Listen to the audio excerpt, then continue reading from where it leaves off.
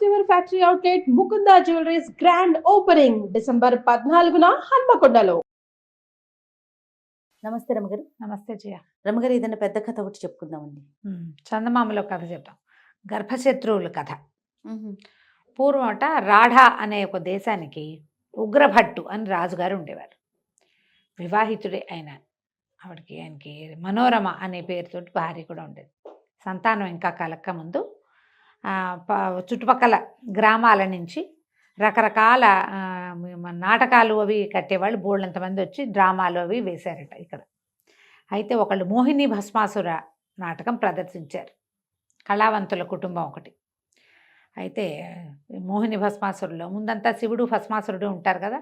కథ రక్తి కట్టేసరికి మోహిని అవతారం వస్తుంది. అవును, భస్మాసురులో మోహిని భస్మాసురులో అదే కదా. అయితే ఆ మోహిని వేషం వేసింది ఎవరు? ఆ నాటకం కంపెనీ తాలూకు ఓనర్ యొక్క కూతురు లాస్యవతి, ఆ అమ్మాయి పేరు. ఆ పిల్ల మోహిని వేషం వేసింది. మహాద్భుతమైన సౌందర్యవతట అమ్మాయి, చక్కగా ఉంది. మనోరమ గారు కూడా బాగానే ఉంటుంది, కానీ రాజుగారి దృష్టి ఈ లాస్యవతి మీద పడింది. ఆ మోహిని అవతారంలో ఉన్న ఆ అమ్మాయిని చూసి మోహంలో పడ్డాడు ఆయన. సరే, నాట్యం అయితే నాటకం అంతా అయిపోయిన తర్వాత ఈయన వాళ్ళని బాగా సన్మానించి ఈ పిల్లని నాకు ఇచ్చి పెళ్లి చేయమని అడిగాడు. అంటే ఉంచమన్నాడు. మిగిలిన వాళ్ళు ఏమన్నారంటే వివాహం చేయాలనుకుంటున్నాం అంటే వివాహం నేనే చేసుకుంటాను, పెళ్లి చేసుకుంటాను అన్నాడు. రాజులు 2 లేదా 4 భార్యలను ఉంచుకోవటం ఆ కాలంలో సర్వసామాన్యం కాబట్టి సరే లాస్యవతిని రాజుగారికి ఇచ్చి పెళ్లి చేశారు. ఆయన కొంచెం బాగా ముద్దు భార్య అంటే. పెద్దరాణి కొంచెం హుందాగా గంభీరంగా ఉండేది. ఆవిడ పెద్ద వేషాలు మారే ఆవిడ కాదు. ఈయన కొంచెం ఆ సరదా వేషం ఏదో ఉంది. ఈ పిల్ల చిన్నపిల్ల, పైగా నాట్యంలో ఆరితేరి ఉన్నది. కుటుంబాల్లో ఉంది కదా, హోయలు బావటాలు అవి ఈవిడికి బాగా వచ్చు. రాజుగారు సహజంగా పెద్దరాణితో కూడా బాగానే ఉన్నాడు, కానీ ఈవిడితో ఎక్కువ ప్రేమగా ఉండేవాడు, కొంచెం ఎక్కువ అనమాట. కొంతకాలానికి 2 రాణులు గర్భవతులయ్యారు. పెద్దరాణి గారికి ముందే కుమారుడు కలిగాడు, భీమభట్టు అతని పేరు. ఓ సంవత్సరం అవుతుండగానో చిన్న ఆవిడ కూడా ఓ కొడుకు పుట్టాడు, సమరభట్టు అని పేరు పెట్టారు. భీమభట్టు సహజంగానే పేరుకు తగినట్టుగా మంచి పర్సనాలిటీ, మంచి గట్టి సరైన ప్రవర్తన అవి కలిగిన వాడు.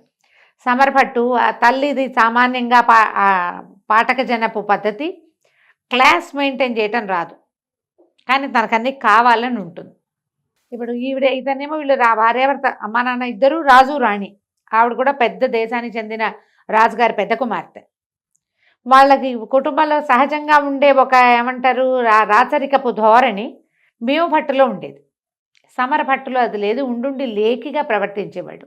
తల్లి దగ్గర కూడా ఆ లేకి తన ముందు కొంత ఉందా లేదా ఆవిడ దగ్గర. అయితే వీళ్ళిద్దరూ రకరకాలుగా జరుగుతుండేది. ఆ సమరభట్టుకి ఏమనిపించేది, మా నాయన మా అమ్మని చాలా ప్రేమించి పెళ్లి చేసుకున్నాడు కాబట్టి నాకే రాజ్యం రావాలి, నాకే ఇక్కడంతా నడవాలి, అలాంటి భావాలు ఉండేవి. వీళ్ళిద్దరిని ఆటలకి పాటలకి ఎంత దూరంగా తల్లులు ఉంచడానికి ట్రై చేసినా కుదిరేది కాదు. కలిసిపోయేవారా? కలిసి ఒక చోట పిల్లలిద్దరికి చదువు ఒక చోట, విద్యా గురువులు ఒకే చోట ఉండేవాళ్ళు. ఏదో ఒక తగాదాలు వచ్చేవి. అయితే ఏమైందట ఒకసారి చిన్న పొన్న చిటిపొట్టి తగాదాలని ఇది చేసేది. తల్లి ఏం చెప్పేదంటే భీమభట్టికి, మనోరమ నాయన మీ నాన్నకి తమ్ముడు అంటే చాలా ఇష్టం, ఏదైనా గొడవైనా వాడిని వెనకేసుకొస్తాడు కానీ నిన్ను వెనకేసుకురాడు, అందుకని తగాదాల్లో వాడి పైచేయి అయినా వదిలిపెట్టేసేయమనేది. సరే, కుస్తీ పోటీ నేర్చుకుంటున్నారు, కుస్తీ పట్లు నేర్చుకుంటున్నారు. మరి రాజకుమారులు 2 ఉన్నప్పుడు ఇద్దరికీ సమానంగా నేర్పాలి కదా. అవును. సరే, ఏదో కుస్తీ ఇవి గొడవలు అవుతూ ఉండగా ఏమైంది, వీళ్ళిద్దరికీ ఫైట్ పడింది, సమరభట్టుకి భీమభట్టుకి. అందులో కుస్తీలో కొన్ని ఖచ్చితమైన నియమాలు ఉంటాయి. మెడ మీద కొట్టటాలు అలాంటివి చేయకూడదు, కొన్ని చోట్ల కొట్టకూడదు, కాళ్ళ నడువు కింద కొట్టకూడదు, తనకూడదు, మెడ పట్టుకోకూడదు, మెడ మీద పట్టుకున్నా కొట్టకూడదు. వీళ్ళు రెఫరీస్ ఉంటారు కదా, ఇవి చేయాలి ఇవి చేయకూడదు అని ఉంటుంది. ఈ సమరభట్టు ఏం చేశాడు, ఓడిపోతున్నానని గ్రహించి అన్నయ్యతోటి పట్లో మెడ మీద కొట్టేశాడు. కొట్టేస్తే భీమభట్టు విదిలించుకున్నాడు, కానీ ఇలాగ అవతలవాడు ఆయన గురువుగారు విజిలేసి అరిచి అరిచి కేకలు పెట్టిన వాళ్ళ మాటకి అవజ్ఞ చేశాడని తమ్ముడిని చిత కొట్టేశాడు. అప్పటిదాకా పట్టు వదలటము విడుపు లాగానే ఉంది. ఎప్పుడైతే అతను అధర్మ యుద్ధానికి పాల్పడ్డాడో, గురువుగారి మాట కూడా వినలేదో, కొట్టేశాడు గట్టిగానే తగిలిన దెబ్బలు. తగలటం ఏంటి, వాడు ఏడ్చుకుంటూ సమరభట్టు స్నేహితులతో కలిసి పరిగెత్తుకుంటూ తండ్రి దగ్గరికి వెళ్ళిపోయాడు.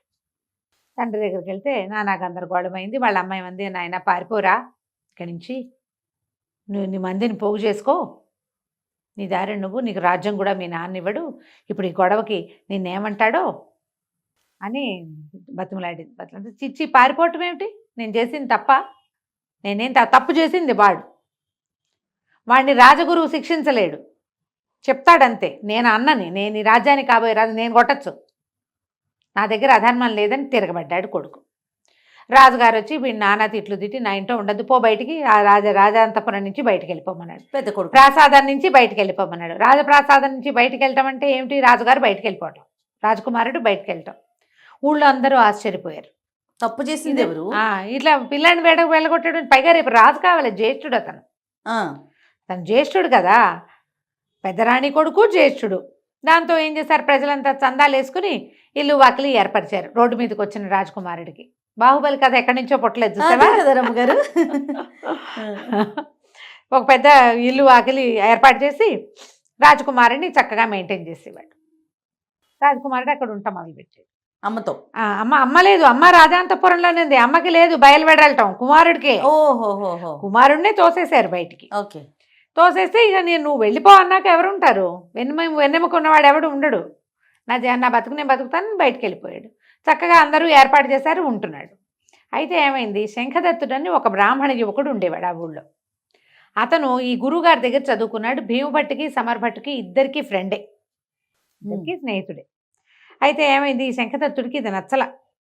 ఇదేమిటి, అన్నదమ్ములు ఇద్దరు కొట్టుకోవటం ఏంటి, ఒకరిని బయటికి తోస్తే ఇద్దరిని దోసేయాలి, లేదా వాళ్ళలో వాళ్ళు తేల్చుకోవాలి, రాజు కావాల్సిన వాడిని బయట పెట్టడం ఏమిటి, అసలు అధర్మపరుడైన తమ్ముడు లోపల ఉండటం ఏంటని ఓ రోజు సమరభట్టుని కలిసి చెప్పాడు, మీ అన్నదమ్ములు ఇట్లా కొట్టుకోవటం ఏమిటయ్యా, అట్లా కొట్టుకోవద్దు, ఇది మంచి పద్ధతి కాదు,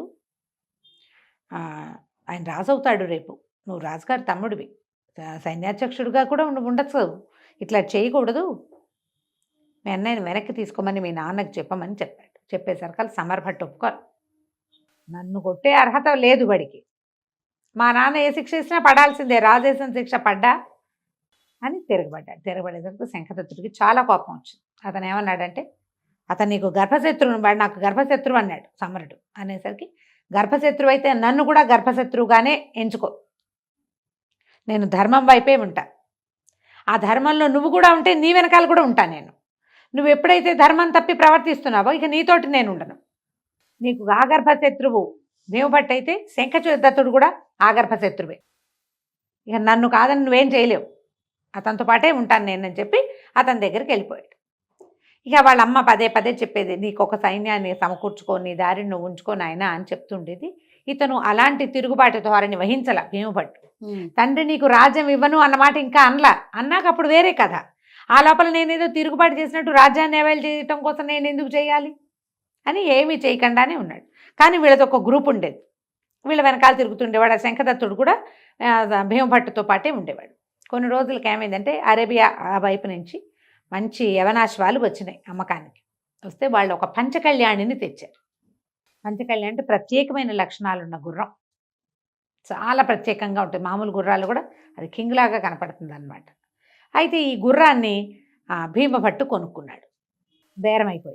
బేరం అయిపోయాక డబ్బులు తెప్పించడానికి కబురు చేశారు. ఇంటికి వెళ్ళి వీళ్ళ భవనం ఉందిగా, సో కొంత భయానా ఇచ్చారు. ఇంతలో ఏమైంది, ఇట్లా గుర్రాలు వచ్చాయని తెలిసి సమరభట్టు అతని స్నేహితులు కూడా వచ్చారు. రాగానే ఈ పంచకళ్యాణి అతని దృష్టిని ఆకర్షించి ఈ గుర్రాన్ని నాకేమని అడిగాడు. లేదంటే బేరం అయిపోయింది, ఈ పెద్ద యువరాజుకి బేరం చేసాం, భయానా తీసుకున్నాం, తత్మా సొమ్ము చెల్లించడానికి మనిషి లేడు, ఇవ్వనన్నాడు వ్యాపారస్తుడు. అనేసరికి ఇతను ఒప్పుకోలే. ఎందుకు ఇవ్వవు, వీడేమో బహిష్కారం పొందినవాడు, నేను రాజుగారి ముద్దులు కొడుకుని, నాకు కావాల్సిందే, రాజు అడిగితే కాదంటావా అని తిరగబడ్డాడు. తిరగబడేసరికల్లా ఇక దొమ్మి మొదలైంది. భీమభట్టు అతని అనుచరులు, శంఖదత్తుడు కూడా ఉన్నాడు, సమరదత్తుడు అతని ఫ్రెండ్స్, అందులో కొంతమంది ఏమో రాజ సైనికులు కూడా. దొమ్మి మొదలయ్యేసరికల్లా వీళ్ళిద్దరూ చాలా గట్టివాళ్ళు, భీమభట్టును శంఖదత్తుడు పారిపోయారు. మిగిలిన వాళ్ళు ఇతను దొరికేశాడు, సమరభట్టు దొరికేశాడు. రాజుగారి చిన్న కుమారుడు శంఖదత్తుడికి దొరికితే పీక ఉత్తరిచ్చేసేవాడే కత్తిపెట్టి. కానీ భీమభట్టు అన్నాడు, వద్దు వద్దు, మా నాయన ఏం కావాలి, ఎంతో ముద్దుగా పెంచుకున్నాడు, నన్నేమో బయటికి దోసేశాడు, వీడికి చచ్చిపోయాడు అనుకో, మా నాన్న ఏమవుతాడు, వదిలేసేయి, వాడికే బుద్ధి వస్తుంది అని చెప్పి వదిలి ఇచ్చేసాడు. వదిలిపెట్టేసి వీళ్ళు గుర్రం తీసుకుని ఇంటికి వెళ్ళేసరికల్లా ఈ సమరదత్తుడు తండ్రి దగ్గరికి వెళ్ళిపోయి నేను కొనుక్కున్న పంచకళ్యాణిని భీముడు లాగేసుకున్నాడు, నన్ను కొట్టి తరిమేశాడు అని తండ్రికి చెప్పాడు. ఎప్పుడైతే అక్కడికి కబురెళ్ళి రాజుగారు ఉద్రేకపడి లాస్యవతి ఇంకేముంది నా కొడుకుని చంపేసేలాగా ఉన్నాడు, మెడ పట్టుకున్నారు, దెబ్బలు తగిలినాయి ఇతనికి, ఆ సమరభట్టుకి దెబ్బలు తగిలినాయి, మెడని గట్టిగా పట్టుకుంటే మెడ నలిగి కనపడదు, నా పీక పట్టుకున్నాడు, పట్టుకున్నవాడు శంఖదత్తుడు అయితే భీముడే పట్టుకున్నాడని చెప్పాడు. ఎట్లాగైనా వాడి పీడ విరగడి చేసేసుకోవాలంటే అక్కడి నుంచి లాస్యవతి గోలు పెట్టి ఏడ్చింది, నా కొడుకుని చంపేసేలాగా ఉన్నాడు, రాజ్యానికి పోటీ వస్తున్నాడని నీ పెద్ద కొడుకు చంపేస్తాడు, నన్ను మా ఇంటికి పంపించేసి నా కొడుకుని మా అన్న వాళ్ళు రక్షిస్తారు అని కేకలు పెట్టింది. పెట్టేసరికల్లా రాజుగారు మహా ఉద్రేకం పడిపోయాడు. ఇక ఇతనికి మరణశిక్ష విధించే సమయం వచ్చేసింది. అక్కడ ఎప్పుడైతే ఈ తగాదా ఈ మాటలు అరుపులు రాగానే దాసీలు కొంతమంది పరిగెత్తుకుంటూ వచ్చి పెద్దరాణి గారి అంతఃపురానికి అందించారు. పెద్దబ్బాయి ప్రాణాలు ప్రమాదంలో ఉన్నాయి, ఇట్లా ఇట్లా జరుగుతుందనగానే ఈవిడేం చేసింది, గబగబా ఒక పెద్ద కుండలో బోళ్ళని రత్నాలు అన్నీ పోసి ఆ రత్నాలన్నీ ఒక బ్రాహ్మడి చేతికి అప్పచెప్పి, నాయన భీముడిని పారిపోమను, ఈ వజ్రాలు ఈ రత్నాలు ఉన్న కుండని తీసుకుని వెళ్ళిపోమను, ఇప్పట్లో రావద్దు, మా పుట్టింటికి చేరమని చెప్పి ఆ కుండ ఇచ్చి పంపించి రాజుగారు అన్నీ తెమిల్చుకుని వాడిని ఓదార్చి వీడిని ఓదార్చి వాడికి వైద్యం చేయించి వచ్చేసరికి భీముడు గాయపడిపోయాడు, వెళ్ళిపోయాడు. ఇక తల్లి భయపడుతోంది, ఇప్పుడు ప్రాణాల మీదకి వస్తుంది, వచ్చిన దాసదాసి గణం అంతా చెప్పేస్తారు కదా, పైగా అంతఃపురాల విషయాలు బయటికి చాలా సులువుగా పొక్కేస్తాయి. సరే భీమదత్తుడు మా శంఖదత్తుడు ఇద్దరు కలిసి, ఏదో భీమభట్టు శంఖదత్తుడు ఇద్దరు కలిసి బయలుదేరి వెళ్ళిపోయారు. పంచకళ్యాణి వేసుకుని ఒకటి, రెండో గుర్రం ఇంకో గుర్రం వేసుకుని పారిపోయారు. శంఖదత్తుడు ఈ వ్యవహారంలో ఉన్నాడో లేదో వాళ్ళకి తెలియదు, కానీ అతనికి తోడు ఉండాలి, అతనితో ఉందామనుకున్నాడు కదా. ఇక వెళ్ళి వెళ్ళి వెళ్ళి వెళ్ళి ఎక్కడికో అడవులు దాటి పరిగెత్తేశారు. పెద్ద కుండ, ఆ కుండను పట్టుకుని ఇంకా ఏమీ లేదు వాళ్ళ దగ్గర. ఆ భవనం కూడా ప్రజలు ఏర్పరిచింది, ఫుడ్ రోజు బయట నుంచే వస్తుంది, వాళ్ళకేం అక్కడ వ్యవహారం ఏం లేదు పాపం. సరే వెళ్ళగా వెళ్ళగా ఏమైంది, ఒక రెల్లు పొదల్లోకి వెళ్ళారు వీళ్ళు. రెల్లు వనం ఉంది అక్కడ. ఆ రెల్లులోకి వెళ్ళాక ఆ రెల్లులో బోల్డ్ చోట్ల సింహాలు కొన్ని పడుకుని ఉన్నాయి. ఆ సింహాలు వెంపడబడ్డాయి, రెల్లు పొదలు గుచ్చుకుపోతూ ఉంటాయి, అది దాటడం ఎట్లాగో తెలియలా. ఆ సింహాలని చంపగలిగినన్నిటిని చంపారు. గుర్రాలు బాగా దెబ్బతినిపోయినాయి, పిచ్చిగా అలిసిపోయారు వీళ్ళు, కుండ ముయ్యలేకపోతున్నారు, అది పోసుకోవాలి కదా. అక్కడి నుంచి ఏం చేశారు, చంపగలిగినన్ని సింహాలను చంపారు. గుర్రాలు రెండు చచ్చిపోయినాయి. పీకెత్తున్న సింహాలు మీద పడి వీళ్ళకి ఒకటి రెండు చిన్న దెబ్బలు తగిలినాయి. కాలి నడకనే బతుకు జీవుడా అని ఎట్లా కొట్లా ఆ కుండ మోసుకుంటూ దిగారు, బయటికి వెళ్ళిపోయారు. బయటికి వెళ్తే పెద్ద గంగా ప్రవాహం. వెళితే అక్కడ ఏమైందంటే ఆ గంగా నది ఒడ్డున ఒక ఆశ్రమం కనపడింది. ఒక రాజకుమారుడు అక్కడికి తపస్సు చేసుకోవడానికి వచ్చాడు. అతను రాజకుమారుడే, చిన్న పరగణాకి రాజు. నా రాజ్యం పోయింది, నాకు వేరే దిక్కు లేదు, నా తరఫు నుండి పోరాడే వాళ్ళు ఎవరు లేరు, విసిగిపోయాను జీవితంలో, నాకు ఏ సహాయము లభించేలాగా లేదు, అందుకని నేను ఇంకా తపస్సే మార్గము, ఏదో ఒకటి నాకు వలసింది అంటే నాకు ఏది కావాలో అది ఇవ్వు అని భగవంతుని ప్రార్థిస్తున్నానంటే ఇతను అన్నాడు, ఎందుకు, నువ్వు ఆస్తి స్వాస్తి సంపాదించుకో, మీ ఊళ్ళోకి వెళ్ళి రాజులా కాకపోయినా సరే కొంచెం ధనవంతుడిగా బతుకు, ఈ కుండని మొయ్యలేకపోతున్నా, ఈ కుండ తీసుకోమని ఆ వజ్రాలు ఉన్న ఆ కుండని అతని చేతిలో పెట్టేశాడు.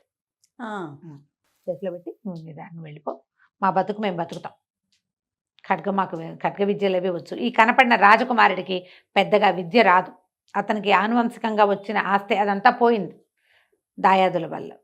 దాంతో వీళ్ళిద్దరు వెళ్ళిపోయారు అక్కడికి. ఆ మొత్తం వజ్రాలన్నీ వాడెవడికో దానం చేసేసి రోడ్డు మీద కనపడ్డ ఆశ్రమంలో కనపడ్డ 2-3 రోజులు అలసట తీసుకున్నాడు, కాళ్ళంతా పుళ్ళు ఉన్నాయి కదా. అదే అక్కడి నుంచి వీళ్ళు ఈ నది ఉంది, గంగా నది, దాన్ని దాటి వెళ్ళి అవతల ఇతని మేనమామలు వాళ్ళు అక్కడ ఉన్నారు, కాశీ అవి వెళ్ళాలంటే ఇట్లా ఎందులో నుంచి వెళ్ళాలన్నమాట. ఏదో పడవ ఎక్కారు, పడవ కాస్త పగిలిపోయింది, చెరో దారి అయిపోయారు. అయ్యో, శంఖదత్తుడు లేడు, దొరకలేదు. ఈ భీమభట్టు మాత్రం లాట దేశానికి చేరాడు. ఎంత వెతికినా ఆ నదిలో దొరకలేదు, అతను ఇంకెక్కడికి వెళ్ళిపోయాడో ఇతనికి తెలియదు. ఈ లాట దేశానికి చేరితే వీళ్ళున్నది రాఢా నుంచి లాట దేశానికి వచ్చాడనమాట. లాట దేశానికి వస్తే ఏమీ లేవు, కట్టుబట్టలతోటే కదా, తడి బట్టలు. సరే ఆ నదిలోంచి బయటకు వచ్చి దీని మీద ఈ గంగా నది తాలూకు గట్ల మీద కొంతమంది పేకాడుకుంటున్నారు, అదే మన ఏమంటారు జూదం ఆడుతున్నారు. సరే కాస్త అటు ఇటు తిరిగి ఆ బట్టలు ఆర్పుకొని ఆ జూదం ఆడే వాళ్ళ దగ్గర కూర్చున్నాడు. ఆట మొదలుపెట్టారు.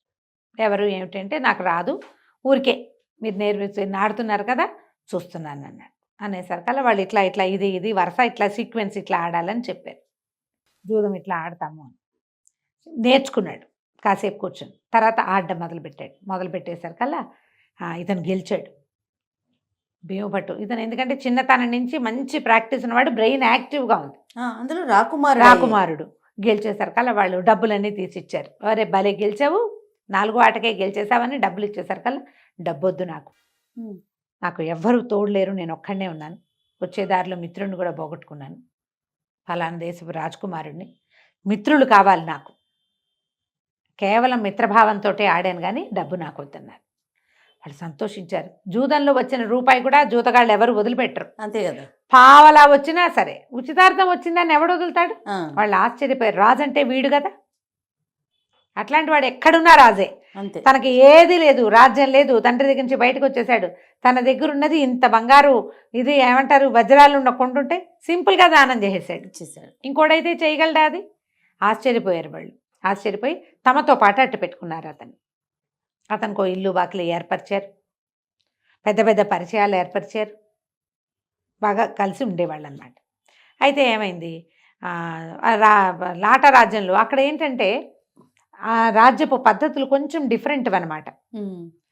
ఒక పెద్ద ఇది జరిగింది, ఏమంటారు మన జాతర లాంటిది జరిగింది. జాతర లాంటిది జరిగితే ఇతనికి చక్కగా మంచి రాజోచితమైన బట్టలు అవి ఇచ్చారు వాళ్ళు. వాళ్ళతో పాటు ఉన్నాడు కదా, ఆ జాతర చూడ్డానికి వెళ్ళాడు. జాతరలో లాట దేశపు యువరాణి కనపడింది. అమ్మాయి మంచి పర్సనాలిటీ, చాలా అందగత్తె. ఇతను ఆ అమ్మాయిని చూసి మనసు పడ్డాడు, ఈ భీమభట్టు. దాంతో వీళ్ళు ఏం చేశారు, నువ్వు రాజకుమారుడివి, నువ్వు వెళ్ళి మీ పిల్లని నాకు ఇవ్వండి అని అడగచ్చు అని చెప్పి పెద్ద పెద్ద పరిచయాలు ఉన్నాయి వాళ్ళకి. జూదగాళ్ళకి వాళ్ళకి పరిచయాలు పెద్దవి ఉంటాయి, నేలబారు జూదాలు కాదు అవి. అదేలేండి. వాళ్ళు ఏం చేశారు, తమకు పరిచయం ఉన్న ఒక సైన్యాధిపతి ఒక మంత్రి గారి ద్వారా రాజుగారి దగ్గరికి మన భీమభట్టుని ప్రవేశపెట్టారు. అతని ప్రవర్తన, హుందాగా మాట్లాడే తీరు అవి చూసి ఎవరు ఏమిటి కనుక్కొని రాఢాదేశపు యువరాజని, ఇతనే పెద్దవాడని కనుక్కుంటారు. వాళ్ళకి తెలుస్తాయి అన్నీ. కనుక్కుని ఏ పని మీద వచ్చారు ఏమిటి అంటే, ఏదో దీనికి వచ్చాను, ఎప్పటికో వెనక్కి వెళ్తాను, మీ అమ్మాయిని ఇస్తే పెళ్లి చేసుకుంటానన్నాడు. ఆయన ఇతను రాజకుమారుడేనని రూఢి చేసుకుని పిల్లనిచ్చి పెళ్లి చేసేసాడు. పెళ్ళి అయిపోయింది. ఇప్పుడు అదృష్టవంతుడిని చెడగొట్టేవాడు లేడు. అంతే కదా, వివాహం అయిపోయింది. వివాహం అయ్యేసరికల్లా ఏముంది, ఇంకా చక్కగా ఎక్కిపోయాడు రాజ్యానికి. రాజు అయిపోయాడు. లాట దేశానికి రాజుగారికి 2 కూతుళ్ళు, 2 ఆడపిల్లలు. ఆటోమేటిక్గా పెద్ద కుమార్తె భర్త రాజు అవుతాడు. 2వ అమ్మాయి పెళ్లి చేయాలి అతను. అయితే ఈ రాకుమార్తె వివాహ సమయంలో ప్రచారం జరిగింది, ఎక్కడి నుంచో వచ్చి ఒంటరిగా వచ్చిన రాకుమారుడికి ఇచ్చి పెళ్లి చేస్తున్నారని. మరి ఊరంతా చెప్పుకుంటారు కదా. ఈ గంగానదిలో పడి ఎలాగో ఈ లాట దేశంలో ఒక కొస భాగానికి చేరిన శంఖదత్తుడు ఈ విషయం విని ఖచ్చితంగా అతను తన స్నేహితుడే అయ్యి ఉంటాడని అతన్ని వెతుక్కుంటూ వచ్చాడు. శంఖదత్తుడు కూడా జీవించే ఉన్నాడు. సరే, తన స్నేహితుడిని తన దగ్గర చేర్చుకున్నాడు.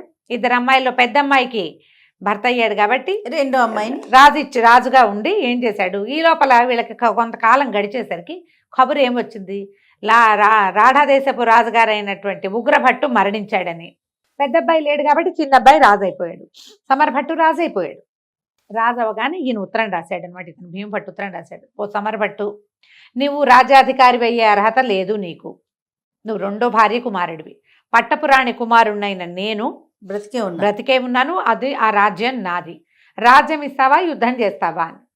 సమరభట్టు తిక్కవాడు, అన్నయ్య బలం తెలుసు వాడికి, అయినా కూడా యుద్ధానికే సిద్ధపడ్డాడు. దాంతో ఇతను వచ్చాడు యుద్ధానికి. వస్తే ఇతను ఒక రత్నాల కొండ ఒకడికి దానం చేశాడు చూడు, అతను ఆ ప్రయాణపు మధ్యలో ఉన్నటువంటి పరగణాలకి రాజయ్యాడు. రాజయ్యి అతను కూడా కొంత సైన్యాన్ని సమీకరించి ఇచ్చాడు వీళ్ళకి. ఈ ఒక పెద్ద సైన్యం, ఒక చిన్న సైన్యం వచ్చినాయి. ఈ 2 సైన్యాలతోటి భీమభట్టు శంఖదత్తుడితో సహా వచ్చి దీని మీద పడ్డాడు, రాఢా మీద. యుద్ధంలో సమరభట్టు భీమభట్టు కాల్బంట్లలాగా కొట్టుకున్నారని రాస్తారు కథలో. గుర్రాలు దిగేసి కత్తులు చేసి యుద్ధం చేస్తే సమరభట్టు భీముడికి దొరికేశాడు. దొరికేస్తే భీమభట్టు అతన్ని చంపలేచి, పిరికి పందవి నువ్వు, నీకు సొంతంగా ప్రతాపం లేదు, వీళ్ళందరినీ చంపడానికి యుద్ధానికి వచ్చావు, ఇంతమంది చచ్చిపోయారు నీ వల్ల, ఇప్పుడు నిన్ను చంపేస్తే తండ్రేటాಗೂ లేడు, మీ అమ్మ నిన్ను గారాబంగా పెంచుకుంది, నీ శక్తి తెలియక పెంచింది, గొప్ప నువ్వే రాజు అవుతావు, మీ నాన్నకి నేనంటే ఇష్టం కాబట్టి ఇలాంటి పిచ్చి మాటలు చెప్పి ఆవిడేమవుతుంది, పో ప్రాణాలు దక్కించుకుని మీ అమ్మని తీసుకుని ఎక్కడికైనా భిక్ష పెట్టాడు, వెళ్ళిపోమని ప్రాణభిక్ష. వదిలేసాడు. ఉమ్. వదిలేస్తే ఇంకా అక్కడ ఉండలేక లాస్యవతి కుమారుడితో కలిసి తన అన్నదమ్ములు ఉన్నటువంటి అదేదో పల్లెటూరికి కుమారుడిని తీసుకుని వెళ్ళిపోయింది. వాళ్ళంతా శక్తియుక్తులు ఉన్న వాళ్ళు కాదు. రాఢా దేశాన్ని మళ్ళీ చేజిక్కించుకున్న భీమభట్టు తన స్నేహితుడైన శంఖదత్తుడికి ఎంతో పెద్ద సన్మానం చేశాడు. తనకప్పుడు సహాయం చేసిన వాళ్ళందరికీ జాగీర్లు ఇచ్చాడు. తను పారిపోయేటప్పుడు సహాయం చేసిన వాళ్ళందరికీ సన్మానాలు చేసి తన మరదల్ని శంఖదత్తుడికి ఇచ్చి వివాహం చేసి అతనికి లాట దేశాన్ని కానుకగా ఇచ్చాడు. అబ్బా. తన రాఢాలో తను ఉండిపోయి లాట దేశానికి శంఖదత్తుడిని రాజును చేశాడు. ధర్మం పక్షాన నిలబడ్డ వాడికి ఎప్పుడూ జయం మంచి కలుగుతుంది. జరుగుతుంది. ఇతను కొట్టాడు కానీ తమ్ముడి అడ్డు తొలగించుకోవాలని ఒక్కసారి కూడా ప్రయత్నం చేయలేదు. సీరియస్గా మొదటిసారి ప్రయత్నం చేసినా వీడి అడ్డు మొదటే తొలగిపోయేది. ఆ. తండ్రి ఏం చేయగలిగేవాడు కాదు, కానీ అతను ఎప్పుడూ ధర్మాన్ని తప్పలేదు. వాడు ఎప్పుడూ జయిస్తూనే ఉంటాడు. ఆ విధంగా భీమభట్టు మళ్ళీ తన సొంత రాజ్యమైన రాఢాన్ని చేజిక్కించుకున్నాడు. కథ కంచికి మనం ఇంటికి. సూపర్. నమస్తే రమగారు. నమస్తే.